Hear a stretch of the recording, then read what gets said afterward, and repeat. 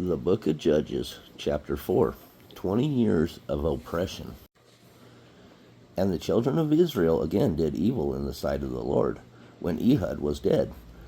And the Lord sold them into the hand of Jabin, king of Canaan, that reigned in Hazor, the captain of whose host was Sisera, which dwelt in Harosheth of the Gentiles. And the children of Israel cried unto the Lord, for he had 900 chariots of iron, and 20 years he mightily oppressed the children of Israel. The prophetess Deborah. And Deborah, the prophetess, the wife of Lapidoth, she judged Israel at that time, and she dwelt under the palm tree of Deborah between Ramah and Bethel, in the Mount Ephraim. And the children of Israel came up to her for judgment. And she sent and called Barak, the son of Abimael, out of Kadesh Naphtali, and said unto him, Hath not the Lord God of Israel commanded, saying, Go and draw toward Mount Tabor, and take with thee 10,000 men of the children of Naphtali and of the children of Zebulun? And I will draw unto thee to the river Kishon Sisera, the captain of Jabin's army, with his chariots and his multitude, and I will deliver him into thy hand.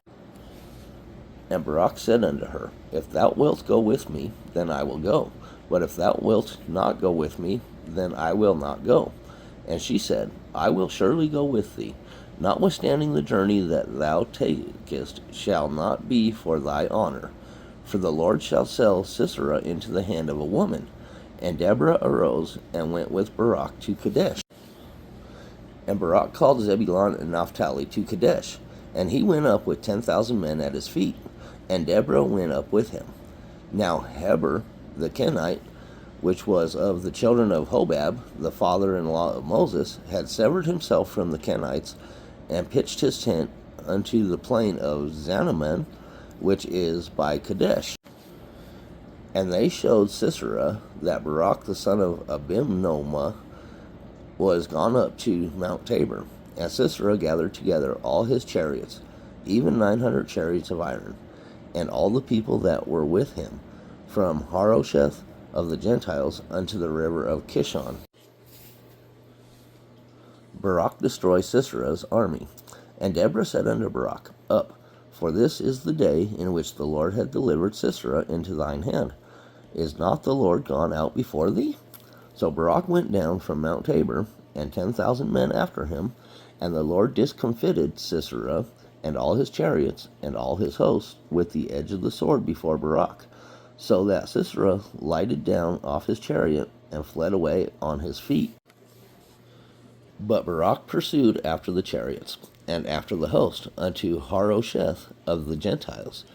And all the hosts of Sisera fell upon the edge of the sword, and there was not a man left. Howbeit Sisera fled away on his feet to the tent of Jael, the wife of Heber the Kenite. For there was peace between Jabin the king of Hazor and the house of Heber the Kenite. Sisera killed by Jael. And Jael went out to meet Sisera, and said unto him, Turn in, my lord, turn in to me, fear not. And when he had turned in unto her into the tent, she covered him with a mantle. And he said unto her, Give me, I pray thee, a little water to drink, for I am thirsty. And she opened a bottle of milk, and gave him drink, and covered him. Again he said unto her, Stand in the door of the tent, and it shall be, when any man doeth come inquire of thee, and say, Is there any man here? That thou shalt say, No.